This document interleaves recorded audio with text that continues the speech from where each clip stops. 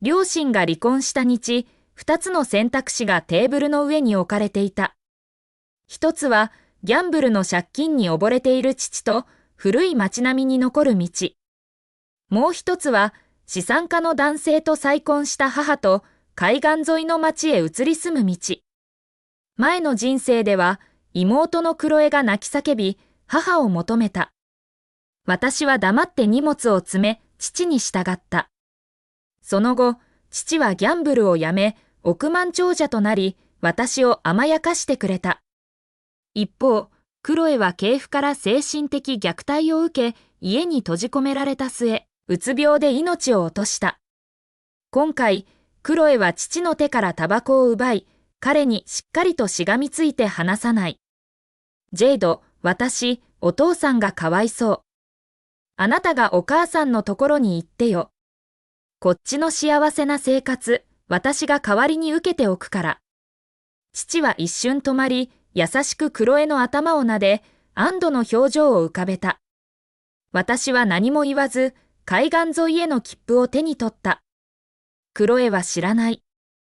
前世で父がギャンブルをやめたのは、脳腫瘍に侵された私が彼の借金を返すために血を吐きながら働き詰め、過労で倒れたからだ。私の命が彼の一時の安寧の代償だったのだ。今生まれ変わって借金取りの扉を叩かれることもなく、私が望んだのはただしっかりと眠れる夜だけだった。私はリュックを担いだ。出て行け、出てけ。金しか目に入らないお前の母親を探しに行けよ。父はハエでも追い払うかのように手を振った。クロエは彼の後ろに隠れ、子供じみた顔を私に向けた。彼女の唇は大げさに動き、こう言っているようだった。姉さん、後で私に金をせびりに来ないでよ。私はただ微笑み、何も言わなかった。そして振り返り、雨の中へと歩き出した。私は首をすくめ、骨の奥まで染み渡る寒さを感じた。正直、どこへ行こうと構わなかった。ただ、静かな場所で、この残された時間をやり過ごしたかっただけだ。もう、ギャンブル狂の借金取りがドアを叩く音を聞かなくていい。あの安タバコの吐き気を催すような悪臭を嗅がなくていい。母の黒いメルセデスが路地の突き当たりに止まった。窓が下り、完璧にメイクアップされた彼女の顔が現れた。彼女は眉を潜め、私のずぶ濡れの姿を見て、目に一瞬嫌悪の色を浮かべた。どうしたのよ？早く乗って、車を汚さないでよ。私は後部座席のドアを開け、乗り込もうとした。そのカバン、トランクに入れてちょうだい。母が私の手に持ったリュックを指さした。汚いし、ばい菌だらけでしょ。私は一瞬躊躇した。それでも従順にドアを閉め、カバンをトランクに入れた。車に戻り、私は隅に丸まり、高級革のシートに触れない容器をつけた。ヒーターは最大に設定されていたが、まだ寒かった。ジェイド、着いたら、お利口にするのよ。母は運転しながら、ルームミラー越しに私を見た。系譜さんは騒音が嫌いなの。用事がない限り、部屋から出ないこと。食事は静かに。歩くときも足を引きずらないで。それから、お父さんの話は絶対にしないこと。あの人はろくでなしだ。窓の外、流れ落ちる雨の筋を見つめながら、私はうなずいた。わかった。またしても、馴染みの鋭い痛みが頭を貫いた。視界が一瞬霞んだ。額を押さえるために手を挙げた。どうしたの？母の声には苛立ちが混じっていた。大丈夫、車酔いみたいなもの私は言った。気難しいのね母は嘲笑った。まったく、お父さんそっくり。目を閉じ、喉元に押し寄せてくる血の鉄臭い味を飲み込んだ。次に生まれ変わるときは、絶対にこんなのやらない。車での移動は5時間。車ヶ丘の中腹にある高級住宅地に到着した頃には、外は真っ暗だった。こうこうと明かりはついているが、どこかひっそりとした息苦しい静けさがあった。着いたわよ。母は車を止め、口紅をつけ直し、深呼吸を一つ。彼女は私といる時の毒舌な女から甘く献身的な妻へと、まるでギアをチェンジするかのようだった。降りて。彼のことはヘンダーソンさんと呼ぶのよ。彼女について中へ入り、私はまだリュックを担いでいた。男性がリビングのソファに座り、膝に毛布をかけ、本を手にしていた。物音に気づき、顔を上げた。これが私の継父、ロバート・ヘンダーソンだ。2、前世、ゆっくりとクロエを窒息させ、ついには彼女を追い詰めたあの男だ。戻ったか彼の声は平らで、感情がなかった。ロバート、こちらがジェイドよ。母は私を前に押し出し、顔に張り付いた笑みを浮かべた。ジェイド、ヘンダーソンさんにご挨拶を。私は一歩前に出て、軽くお辞儀をした。こんにちは、ヘンダーソンさん。ロバート・ヘンダーソンは本のページをめくった。まるで私の声を聞いていなかったかのようだ。数秒後、彼は喉の奥で意味のないふんという声を漏らした。彼の視線が私の濡れた靴をかすめ、ほとんど見えないほど眉を潜めた。カーペット、張り替えたばかりだ。彼は本に顔を伏せた。2階の左側、一番奥の部屋は客室だ。用意してある。ありがとうございます、ヘンダーソンさんと私は言った。母はほっとしたように息をつき、私を2階へ引っ張って行った。ほら、ヘンダーソンさん、本当にいい人でしょと母は囁いた。彼を怒らせさえしなければ、この家にいさせてもらえるからね。部屋の中は広くがらんとしていた。お母さん私は彼女が出て行こうとしたところで呼び止めた。何よ？部屋、変えてほしいです。母の顔色が一変した。ジェイド、来たばかりでわがまま言うつもり？この部屋のどこが悪いの？お父さんのあのボロアパートより100倍いいでしょ？恩知らずね。私は冷静に彼女の剣幕を見つめていた。彼女が言い終わってから口を開いた。違います。この部屋、北向きで寒すぎます。南向きの部屋がいい。たとえ小さくても。私は本当に寒かった。脳腫瘍が体温調節を狂わせ、常に凍えているような感覚だった。日の光だけが少しの安らぎを与えてくれる。寒い？エアコンつければいいでしょ？母は私が無理を言っていると思っているようだった。南向きの部屋はヘンダーソンさんの書斎と物置よ。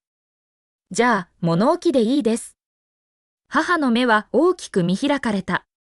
頭おかしいんじゃないの？ちゃんとした客室があるのになんで物置なんかに？私があなたをいじめてるってヘンダーソンさんに思わせたいの？彼女の声は甲高くなった。私は耳を塞いだ。うるさすぎる。頭が張り裂けそうだ。ただ、寒いんですと繰り返した。ちょうどその時、ドアのところで軽く2回、ノックの音がした。ロバート・ヘンダーソンがそこに立ち、水の入ったグラスを手に、不機嫌そうな表情を浮かべていた。彼が来たことすら気づかなかった。何の騒ぎだ。母はすぐさま表情を変え、声を震わせていった。別に、ロバート。この子がわがままを言って、部屋のことで文句ばかり言ってるんです。ちょうど、ちゃんとしつけようと思ってたところなの？ロバート・ヘンダーソンは私を見、私も彼を見返した。彼の顔はとても青白く、唇に血の気がなく、まるで死にそうな様子だった。どの部屋がいい？彼は私に尋ねた。南向きの部屋です。私は廊下の奥を指さした。あれは古い家具を置いてある部屋だ。構いません。日の光が入れば。ロバート・ヘンダーソンは少し黙っていた。好きにしろ。ただ、廊下で騒ぐな。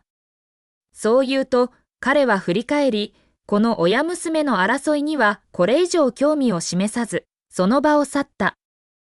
母は強く私の額をつついた。いいわよ、好きにやりなさい。物置に住むなんて人が私をなんて言うか。私は彼女を無視した。リュックを担ぎ、廊下の奥へと歩いて行った。ドアを押し開けると、埃が舞い上がった。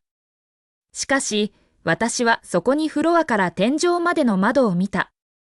明日、太陽が昇れば、ここは暖かくなるだろう。それで十分だった。私はベッドを整え、アルバムを枕の下にしまった。私の診断書は、そのアルバムの中に隠してあった。死んでいない限り、誰もわざわざ私のものを探るようなことはしないだろう。その夜、私はぐっすりと眠った。夢に借金取りは現れず、ただ果てしない暗闇だけがあった。3. 私はこの家に溶け込んだ。まるで見えない幽霊のように。ロバート・ヘンダーソンは静けさを好み、そのため家政婦たちさえもつま先立ちで歩く。母はロバートを喜ばせようとあらゆる手を尽くした。スープを作り、マッサージをし、彼とつまらない経済ニュース番組を一緒に見る。彼女は高級な家政婦のようにこの家に住んでいた。私に関しては食事の時間以外めったに部屋から出なかった。物置部屋はきれいに片付けられていた。古い家具でごちゃごちゃしていたが、日当たりは本当に素晴らしかった。私はよく窓際に椅子を引き寄せ、午後いっぱい日光浴をした。まるでおばあさんのように。時々、ロバート・ヘンダーソンが私のドアの前を通りかかることがあった。私が日光浴をしているのを見て、彼は足を止めたが、決して口を開かなかった。彼の視線は奇妙で、まるで同類を見るかのようだった。ある日の午後の昼食時。ダイニングテーブルは静かで、フォークと皿がかすかに触れ合う音以外は何も聞こえなかった。突然、私の携帯電話が振動した。静かなリビングで、それは警報のような音に聞こえた。ロバート・ヘンダーソンが眉を潜めた。母はすぐにフォークを置き、私を睨みつけた。誰がテーブルに携帯を持ってきていいって言ったの？行儀が悪い。きれ。私は携帯を取り出し、画面を見た。クロエからだった。拒否を押した。2秒も経たないうちに、またしても振動した。再び拒否を押した。3度目の振動で、ロバート・ヘンダーソンがフォークを置いた。でろ彼の声は相変わらず平らだった。頭が痛くなる。私は携帯電話を持ってバルコニーに出た。受話すると同時に、クロエの声が受話器から爆発した。ジェイド、わざとやってるんでしょ？通帳、持って行った？私は受話器を耳から遠ざけた。何の通帳？お父さんが家の通帳がなくなったって、絶対にお前が盗んだって言ってるんだよ。$5000も入ってるんだ。私はくすりと笑った。その$5000は私が割くか皿洗いをして稼いだ金だ。あれは私のお金ですと私は言った。稼いだ金だとしても家の金でしょ。クロエの声には自分こそ正しいという響きがあった。お父さん、タバコも買えなくて家で大騒ぎしてるのよ。今すぐ振り込んで。さもないとお母さんにあなたが盗んだって言うからね。電話の向こうから物が壊れる音と父の怒鳴り声が聞こえてきた。お前なんか生まれた時に絞め殺せばよかった。あの音は何百マイルも離れていてもやはり息苦しさを感じさせた。盗んでいません私は冷静に言った。あれは私の治療費です。治療費？あなた何の病気なの？クロエは嘲笑った。かわいそうなふりするのやめてよ。今すぐ振り込んでよ。さもないと学校に行ってお父さんのこと放っておいて平気な子だってみんなに言うからね。私はバルコニーから庭を見下ろした。花が鮮やかに咲き誇り、血のように赤い。クロエ。自分で選んだ道は、たとえ這いつくばっても進まなきゃならないのよ。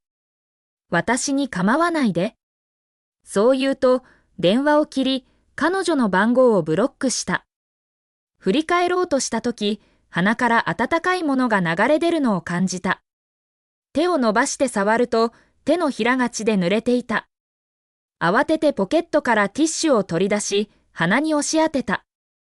顔を上げ、血を止めようとした。血は勢いよく流れ、喉を伝って家と流れ込み、吐き気を催した。私は慌てて1階の洗面所へ駆け込んだ。鏡を見ると、真っ赤な血が顔の半分を染めていた。蛇口をひねり、必死に洗い流した。何してるんだ？突然、背後から声がした。私は凍りついた。鏡越しにロバート・ヘンダーソンが入り口に立っているのが見えた。彼は水と血でしまになった私の顔を見つめ、その目は深く読み取れないものだった。私は乱暴に顔を拭った。鼻血です。私はうつむいてぼそりと言った。多分暑さのせいです。ロバート・ヘンダーソンは何も言わなかった。彼は近づき、清潔なハンドタオルを渡してきた。拭きなさい。私はタオルを受け取り、鼻に押し当てた。ありがとうございます、ヘンダーソンさん。彼は、洗い流されずに残った流しの、かすかにピンク色に染まった部分を見た。よくあることか？たまにです。私は嘘をついた。鼻血は最近ますます頻繁になっていた。ロバート・ヘンダーソンは一瞬、私を見つめた。医者に診てもらった方がいいと彼は言った。大丈夫です。昔からの持病ですからと私はうつむき、彼の脇をすり抜けようとした。ジェード彼は私を引き止めた。この家では、そんなに小心よくよくと生きる必要はない。君のお母さんはお母さん。君は君だ。私は凍りつき、彼を見上げた。彼の表情は依然として無関心だったが、目の中に理解できない何かの兆しがあった。気分が悪いときは、いえ。無理に我慢することはない。耐えれば誰かがご褒美をくれるわけじゃない。そう言うと、彼は振り返り、私一人を洗面所に残して去った。手に持ったタオルには、かすかな松の香りが染みついていた。彼の匂いだった。そして、ほのかな、朽ち果てるようなささやきが混じっていた。